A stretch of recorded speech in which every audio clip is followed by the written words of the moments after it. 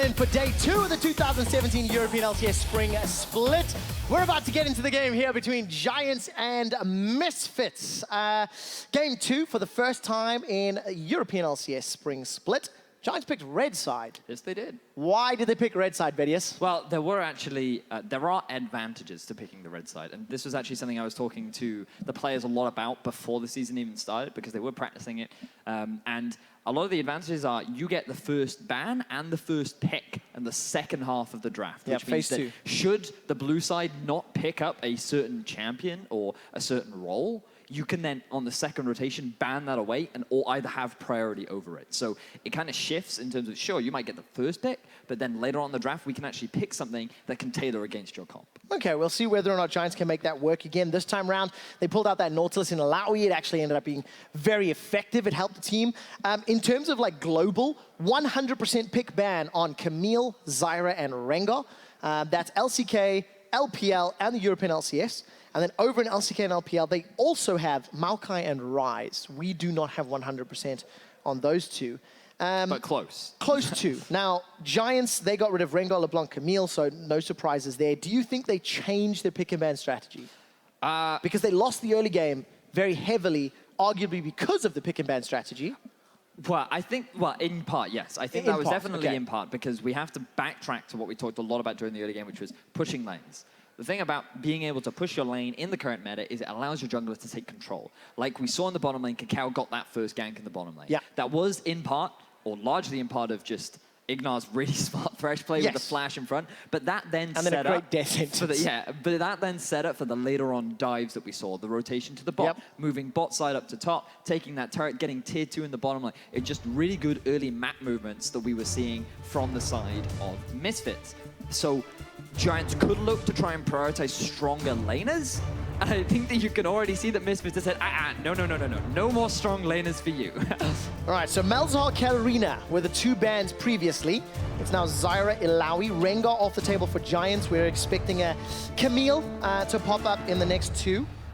The thing that concerns me for Misfits is the fact that they're banning Zyra again. Now, that's not necessarily a bad ban because Zyra is a strong support champion, but it also brings into question how deep is Ignar's champion pool?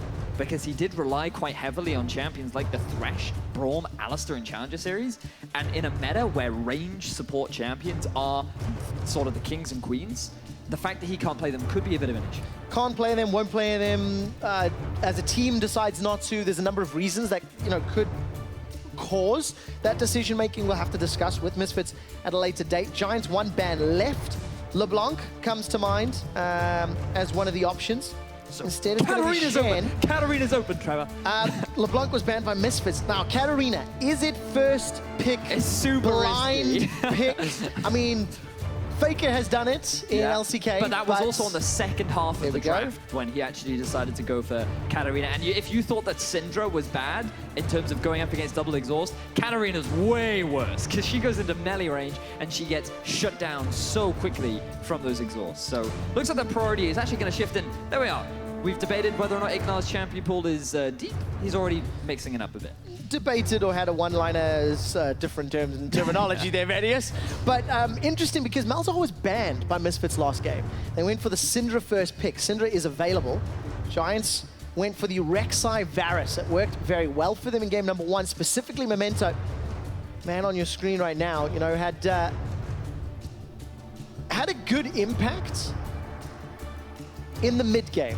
Right, but it was the Cacao Ignar show for the first 20 minutes. It was very difficult for Flaxish to really gank anywhere anyway. Like, he could have looked to gank top, but what would he gain from shutting down a Maokai, especially when he knows that Flaxish is eventually going to outscale anyway. Mid, it was a Corki, and bottom lane was his only real stepping opportunity, which was shut down very early on thanks to Cacao. So he did make up for it later on in the game, especially with that Great Baron steal. But now for Misfits, they need to prioritize what they want to pick at.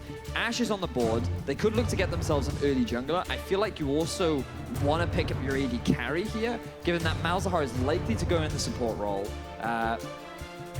You could go for something like a Caitlyn or just stick with the Varus, which is just a little bit safe. Like, the problem is with AD carries right now is you just kind of want a lot of utility, and I feel like Varus fits the bill perfectly fine. Yeah, great wave clear.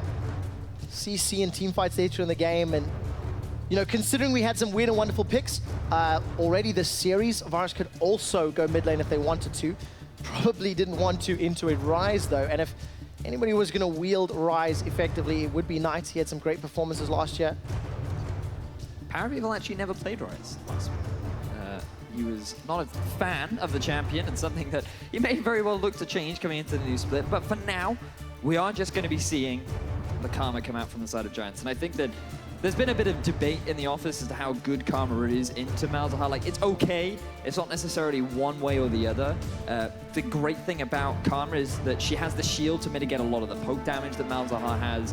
His trading power that he gets early from just throwing out the Voidlings and just running at your face, combined with the Malefic Vision, definitely hurts. And she can kite that out with the shield, as well as disengage. Her Q is really good at getting that early push against Malzahar, which is a part in which he is somewhat weak. So you can mitigate a lot of the strengths that Malzahar has, but his all-in potential is something that Karma cannot stop because she has no interrupts. I'm definitely going to ask you to review how that impacts the laning phase later in the game, because it definitely was impactful during game 1. We're into ban phase 2. It started with Giants removing Syndra. Once again, Jace is taken off the table from Misfits, and it will be up to Giants to remove another. They went Tom Kench and Shen in their second rotation. Shen is already banned, with supports already locked in. A mid laner, maybe, or another top laner, tank, maybe? This is the question, because there are so many things left open. Do you really want to prioritize taking away the Maokai? We've seen that Alphari is definitely experienced on the champion. The answer is yes, Various. Ah, well, there you go. They don't want him playing that. Definitely a comfort pick for, I say comfort. It's a champion that he can play, not one that he enjoys. But now you have to start thinking about things that Giants might want to prioritize, because with Syndra off the board, the number of counters into Rise has now actually been significantly reduced. So Misfits could consider trying to take that one away. They could look to put more attention onto top. I believe we saw a Fiora ban in the previous game from Misfits, and right now that champion is still available for Flaxish. But it would feel like the Rise would be the option here, because the first pick in the second phase will be Giants. And the fact that they've taken away that Syndra must raise its popularity. Whether they opted not to ban or missed it is up for discussion. But either way, you're 100% right. The last ban from Misfits in that second phase is blank, and that allows Giants to lock in the Rise. Oops. I feel is the appropriate term there. But yeah, with the Rise, you could pick Cat into Rise. It's not ideal, given that Rise has so much pushing power early. He scales incredibly well. But Katarina is just such a strong champion in terms of raw numbers that it is definitely a risky pick. But it looks like they're just going to play it safe for now. Yeah, safe pick. It's difficult to play something into Rise or counter Rise. And Orianna is at least going to give you some scaling and give you some options during the laning phase. What's left for Misfits now? A top laner with Maokai off the table, with Shen off the table. You could go Nautilus. Poppy is a possibility. Poppy, yep. A tank line. Ooh, or forget tanks, just go damage.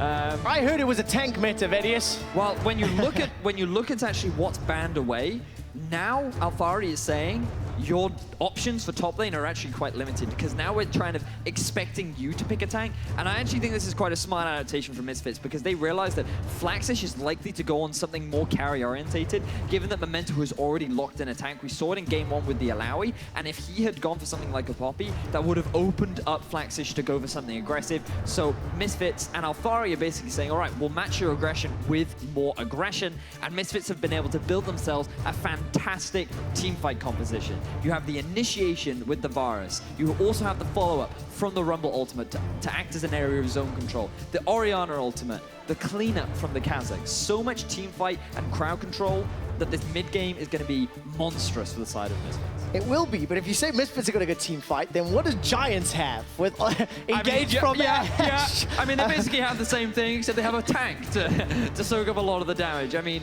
the biggest issue for Giants is that their engage, actually I would argue their engage is a little bit better. I think it's safer with an Ashe as well, longer range. Karma shield onto the cannon coming from the flank, like, could be another Smeb moment, you know? Like, throw some Rek'Sai unburrows into the equation, and you've got some terrifying possibilities. Just to let you guys know, Misfits ran out of time during ban phase 2 for that final ban. So that means they did miss it.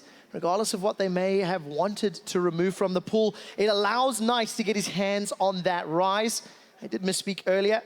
Knight was 0-2 on Rise last year. And we'll see if he can turn that one around. Giants already 1-0 up in the series. They won against Misfits in 46 minutes, but their early game has to be better, Verius. What do they need to fix this time with these comps? Well, at least this time round, they have a little bit more pushing power. The ranged advantage from the cannon up in the top lane is going to allow them to be a little bit more aggressive. And same for the mid, same for the bot. We'll expand more once we actually get into game. And we are getting into game. Ladies and gentlemen, it is Misfits versus Giants. Group A here in the European LCS. Two more teams after we saw G2 and Fnatic yesterday. Let's see what Giants can do. The analyst desk predicted a Misfits victory. It was a 2-1 win by Dracos, and it was a 2-0 win by Deficio. And let's see if Misfits can actually live up to some of the preseason hype. So I'd like to talk a little bit about this mid lane very quickly, simply because we talk a lot about pushing, and I know I harp on a lot about it, but when you compare wave clear, Rise and Orianna are actually fairly similar. But the big difference between them is actually the mana cost and the mana pools of these mid laners, because something that a lot of people don't often respect is how much mana you burn through in trying to get these pushing waves early on.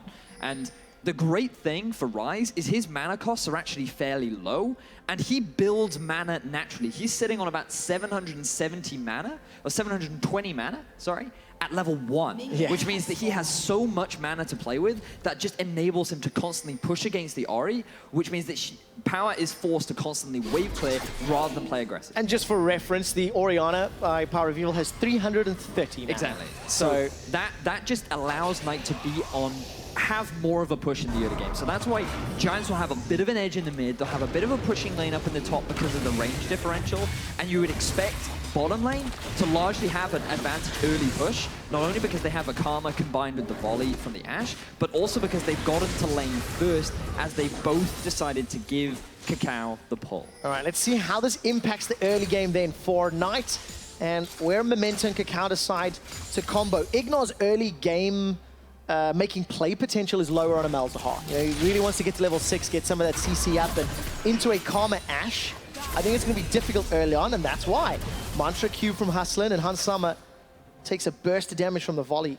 Down to 50% already. But you can also see the impact that these Voidlings have. Hustlin actually already having to burn a cookie to just deal with the pressure that these Voidlings can put out. The big thing about the Voidlings you have to bear in mind is that they actually have a very large cooldown window that you can actually take advantage of, which is why Giants now are being much more aggressive. They're looking to get the push. They've gotten themselves the early level 2. And this is that early window which you can take advantage of against Malzahar. Now that he's picked up the Malefic Vision, Giants' bottom lane have to be a little bit more careful. But still, this is a big window that you can bully him and push him underneath and start to starve a bit of farm away from Hans Summer. All right, starve farm from Hans Summer, that's going to be useful. I think his AD carry selection this time around going to be a little more versatile than that Jhin in game 1, and I think that was a big reason their mid to late game was impacted. But up in the top lane, Flaxish and Alfari, they fought a whole hell of a lot in game 1 as Knight continues to trade with those overloads. What are you expecting from this Rumble Kennen matchup? Obviously, Alfari's going to be able to shove all day with that Flame Spitter, but Kennen is going to have the ability to teleport and impact team fights with his Maelstrom, the same way the Equalizer will in many ways. So people keep complaining that tanks are the problem in the top lane. Now, if you thought a Poppy was obnoxious, imagine having a giant thunderstorm on your face. Personally, I would prefer the Poppy, but hey, that's just me. I mean, honestly, this Kennen is going to be absolutely horrendous for both Power Evil and Hans to deal with, because again, they're playing these low mobility carries, which makes it so easy for something like a Karma Kennen to just dive onto your face. And it's very much down to positioning. And when we think back to Hans Summer's positioning in game 1, he actually got caught out fairly often in these big team fights. He was being the target focus, and he was just taking a lot of damage when he really shouldn't have been.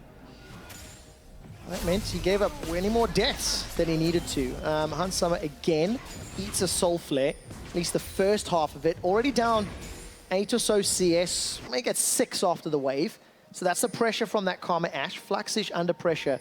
Kakao changing his early game pathing. In game 1, it was about Hans and Ignor. Now in game 2, it's with Alfari. Lightning Rush backwards, massive damage onto Flaxish. The stun comes out, and Alfari starts overheating with that Flame Spitter.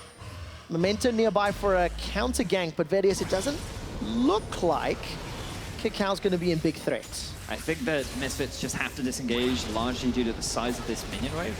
And you can see Alfari's struggling in terms of the farm because, yes, he does have the very early push, but things will start to swing in the favor of the Kennen now that he's got all of his abilities skilled, and he can actually start to trade back with the range advantage, with the poke that he has from the Q, combined it with the W. Yeah, of course, those numbers on your screen, slightly misleading. It was a Maokai versus Illaoi, so remember the context of why the damage per minute is so high.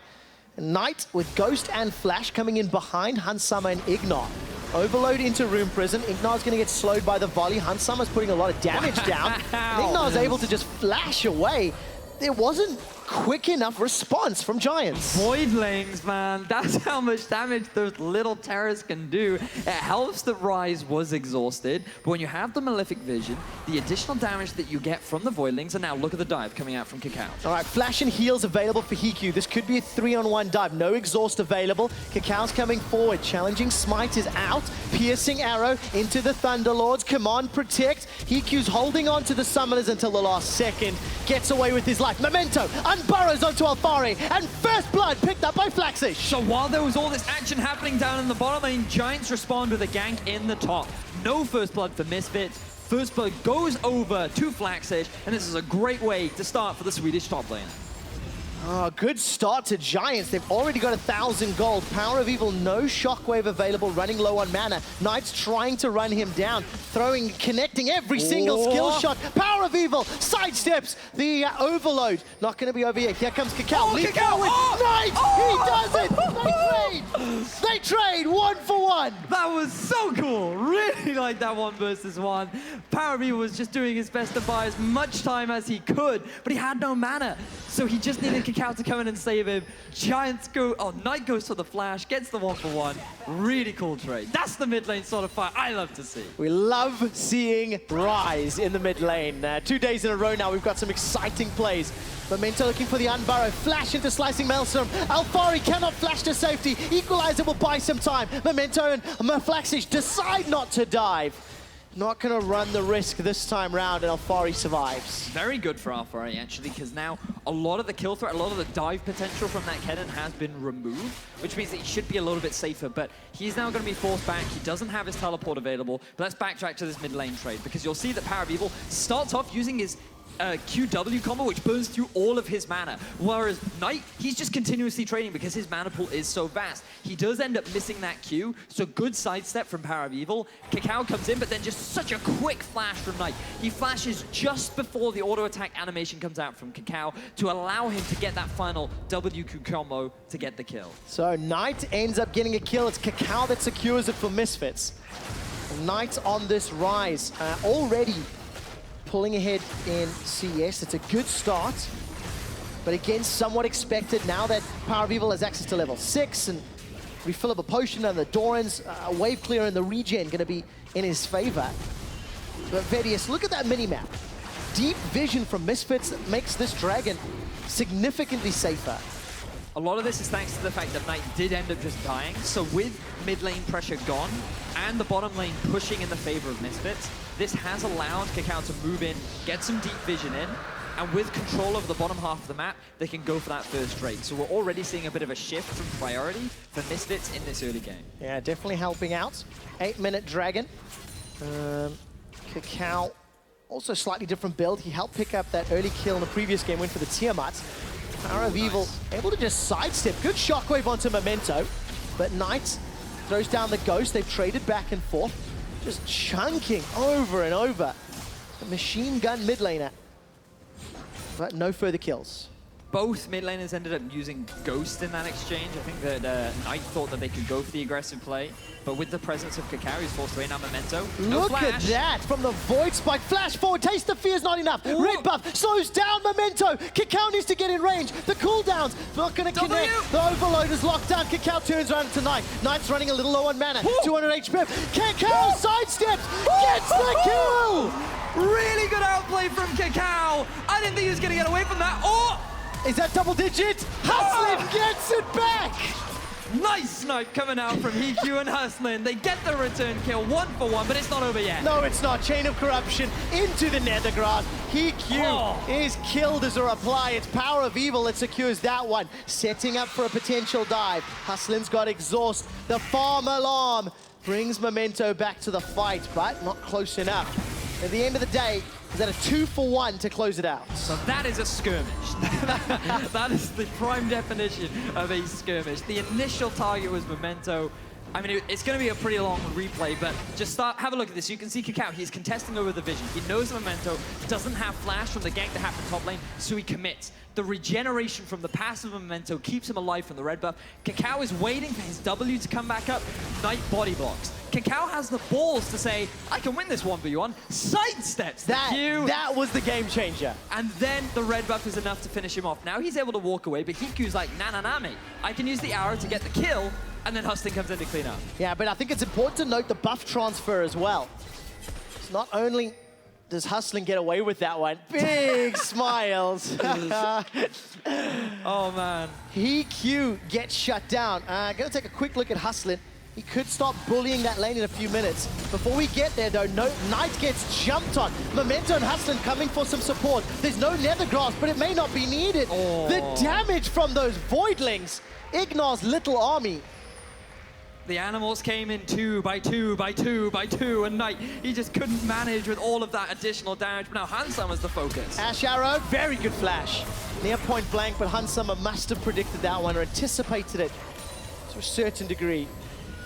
I'm really enjoying this early game. We're off to a good start, and crucially, neither team has a significant advantage. They've traded blow for blow.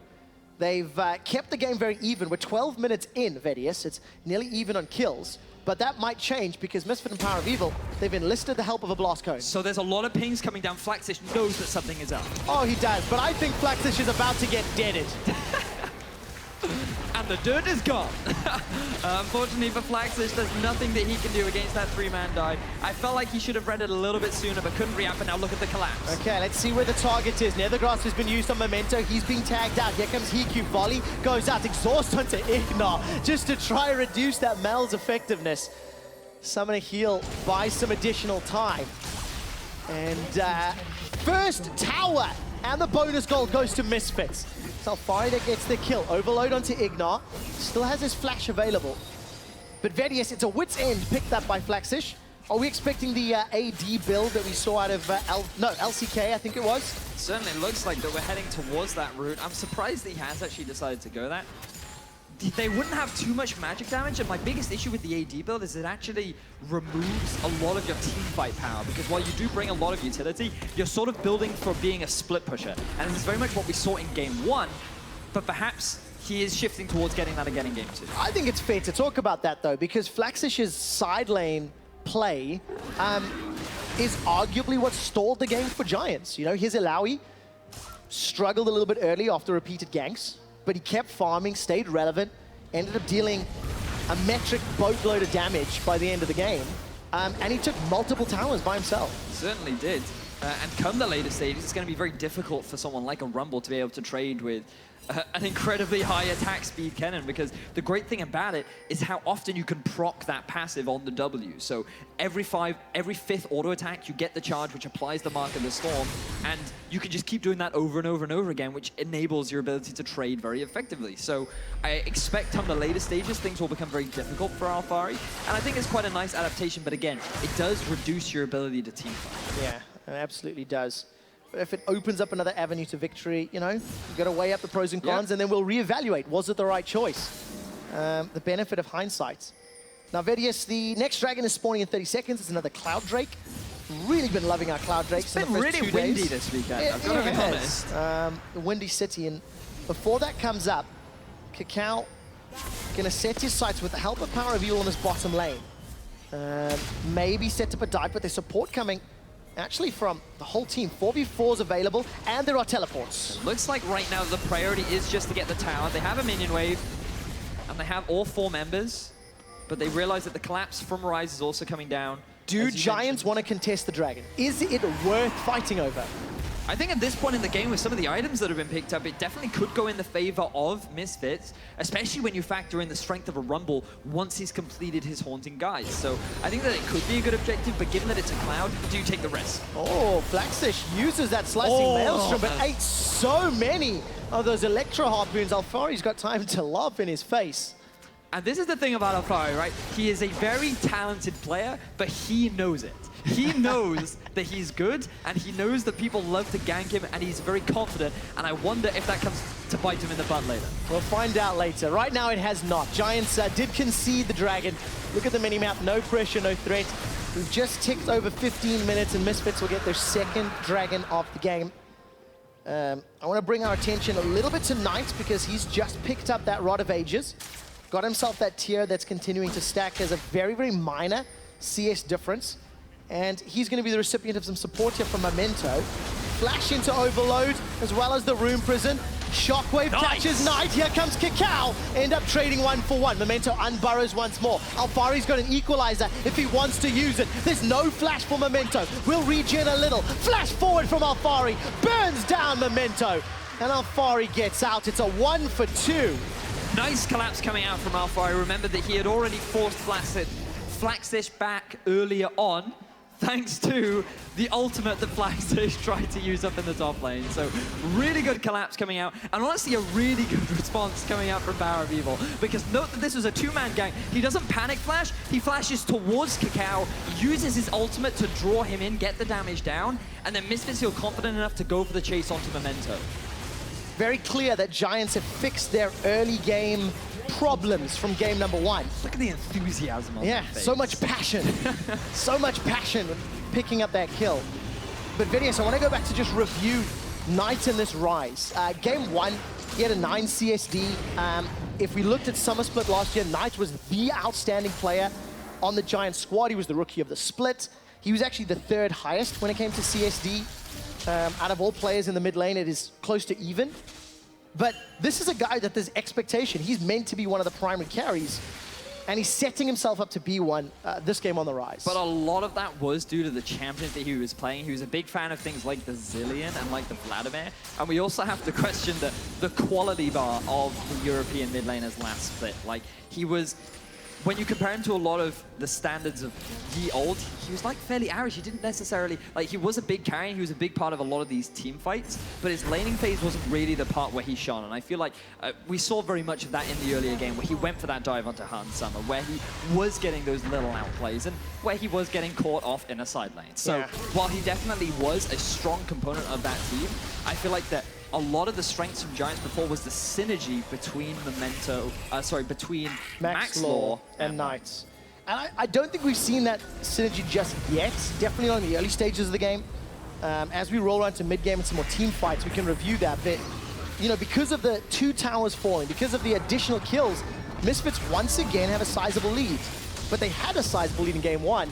This time around, they're pushing more proactively. Look at the vision. They've already covered their flanks. They want to make sure that they can get this tier 1 in the mid. They have the teleport from Alfari, who now has his ultimate available, and this is a very clean take from Misfits. Now, this is what we saw in game 1. This is the sort of stage that they were at come this point in the game, and they struggled to try and make plays. They didn't know how to force any fights, and they often went around towards that Baron area, which they very quickly lost control of. By taking that early mid lane turret, this opens up the map a lot more. It enables them to steal away these neutral objectives, should allow them to move towards that Baron area and gain more control, and maybe even put some more priority on that Infernal Drift. Now, you and I had a discussion around those Baron plays, and, you know, Misfits team composition versus Giants team composition.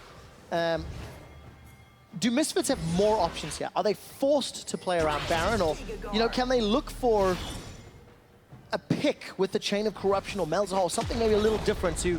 I feel they could have done more picks with the Jhin in game 1, for example. I feel like the difference between game 1 and game 2 is that in game 1, they were forcing fights around the Baron and relying on Maokai to be the initiator, with Syndra getting that pick off on the side with the Jhin follower, but the exhausts were mitigating a lot of that threat. Now in game 2, if they go for that Baron, think of how many other tools they have. If you have Giants trying to move up this river towards the Baron, you have the Equalizer, there's the Ori Ball you have to always play around, the Chain of Corruption, the Malzahar Silence. There are just so many more tools in Misfits' kit that they can use to punish Giants trying to collapse as they start an objective. and tried to build that gold graph even further ahead. Giants were sat right on top of a ward that Misfits had placed in that river bush.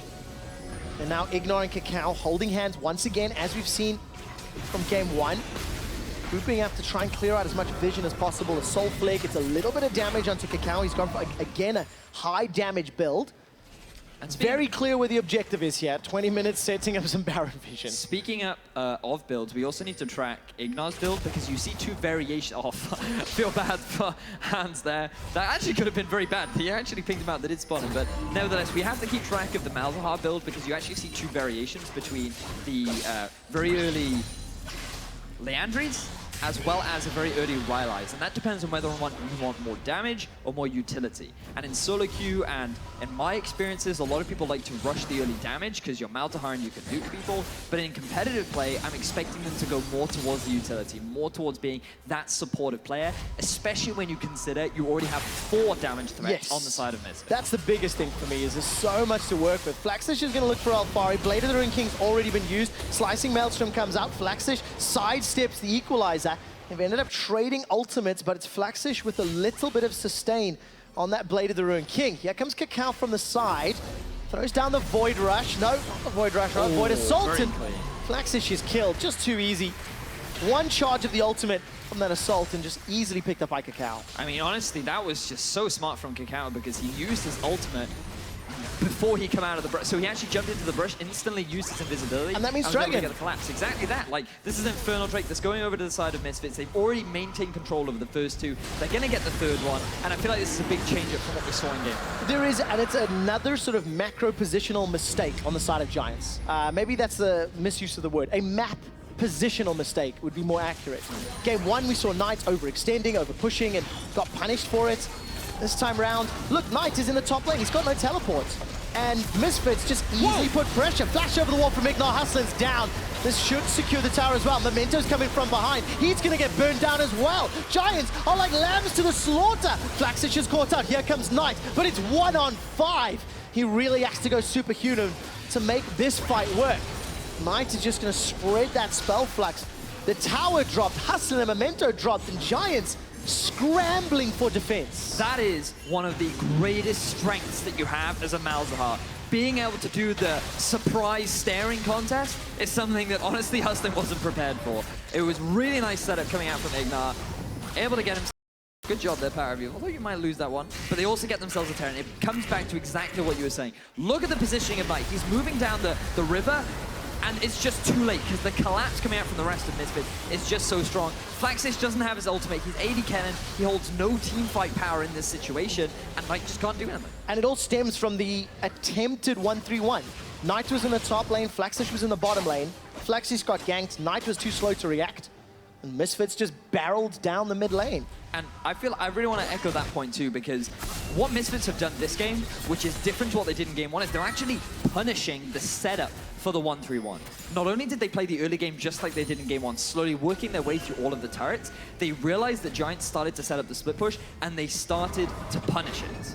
Yeah, that means Misfits have extended that gold lead. It's 6,000 now.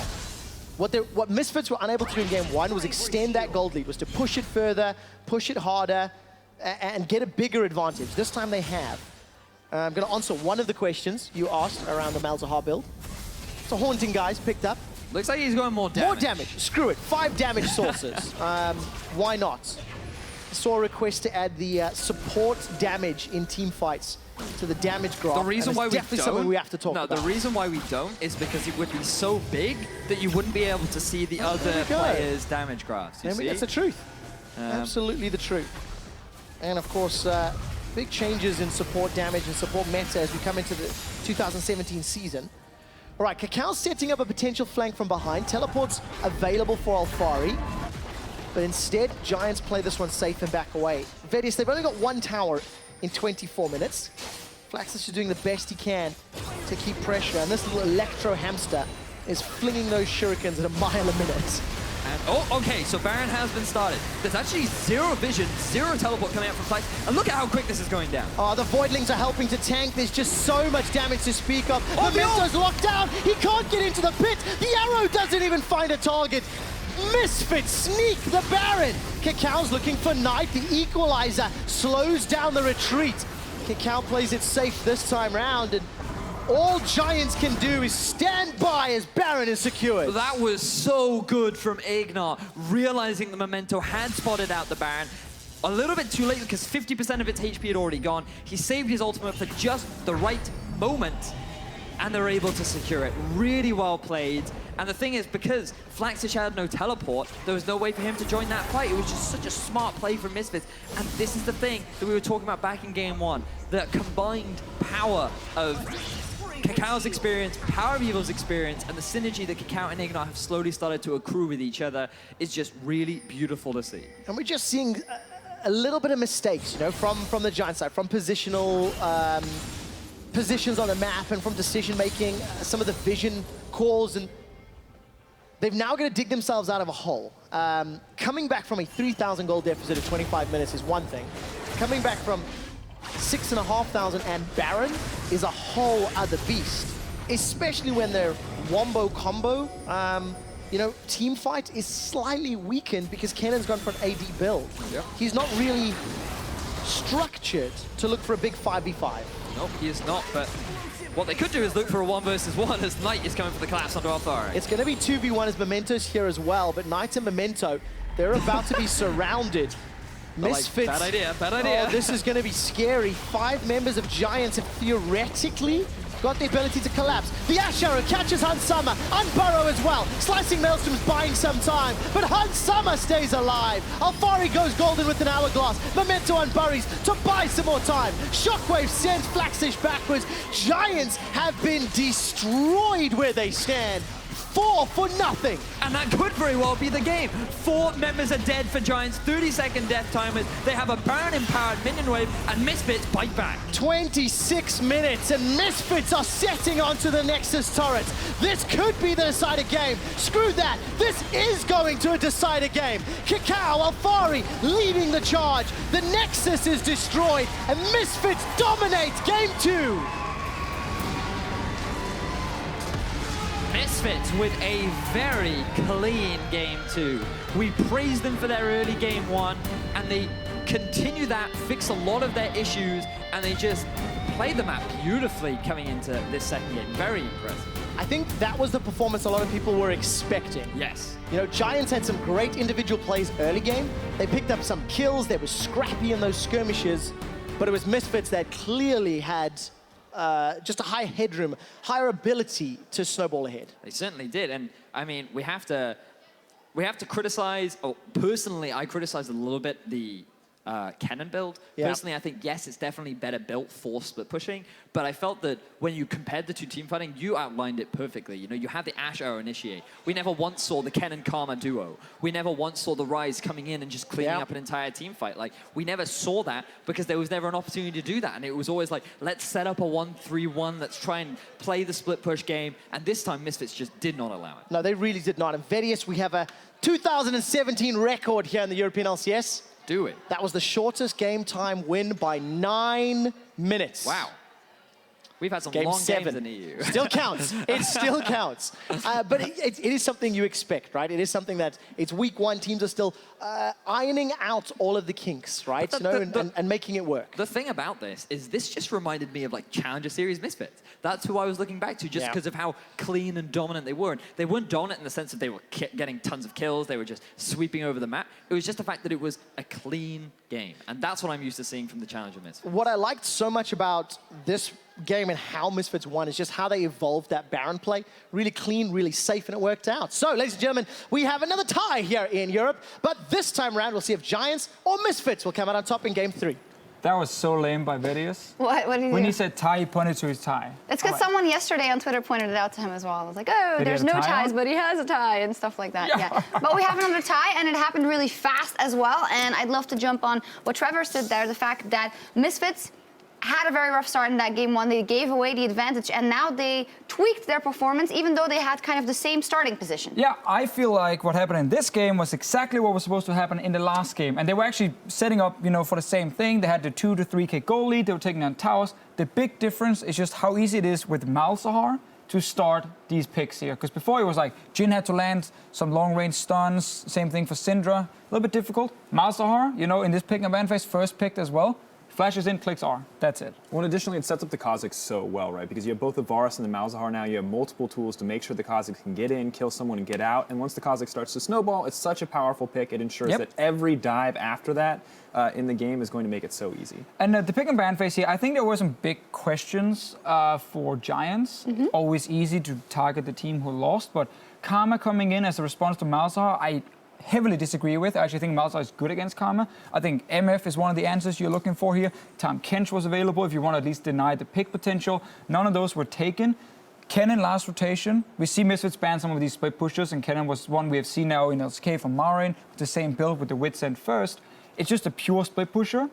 Not as effective against things that can engage like we saw here from Misfits. You guys still said, though, with the Kennen, hey, he could put some pressure on the map again and push those towers down. But Misfits, they just pulled the trigger better, and a lot of that has to do with that Malzahar. And we're going to look at one of the examples. Instead of not really knowing what to do, they went down mid, and they flashed in, and they went for it. And this is the thing. It's just so simple to execute on so many of these different plays that Misfits make. And once you're able to confidently dive towers like this, it's so much easier to snowball your lead, and it makes it just easy to set up any and every objective. And that's the thing. Both teams came in with the exact same game plan as game one. Giants wanted to split push. That's why Flaxis goes for Kennen and builds no AP or anything. He just wants pure split push. He can't team fight at all.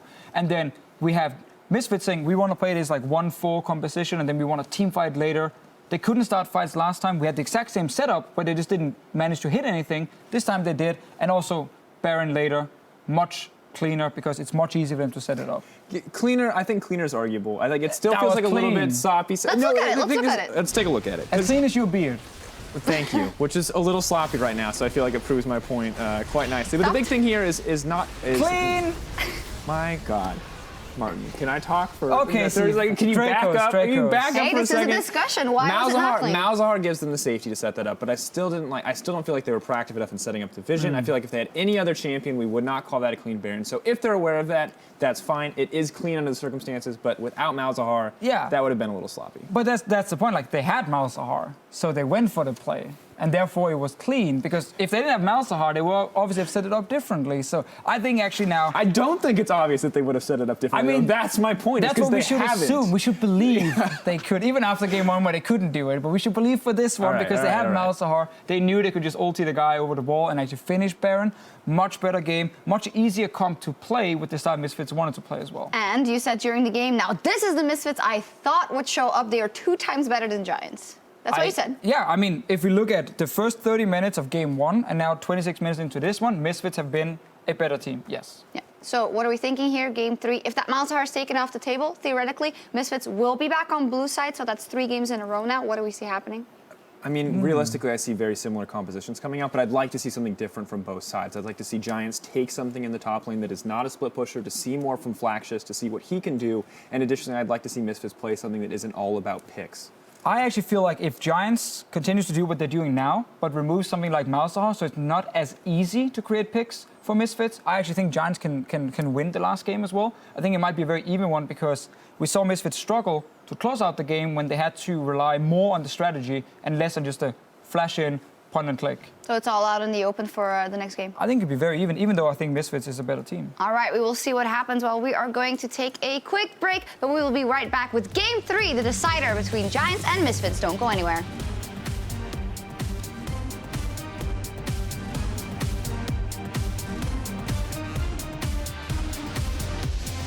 Gets away with his life. Memento unburrows onto Alfari, and first blood picked up by Flaxen. 200 HP. Kick outside. It's the kill! I didn't think he was going to get away from that. Oh! Is that double digits? Howlett gets it back! This could be the decided game. Screw that. This is going to a decided game. Kikau, Alfari leading the charge. The Nexus is destroyed, and Misfits dominates game 2.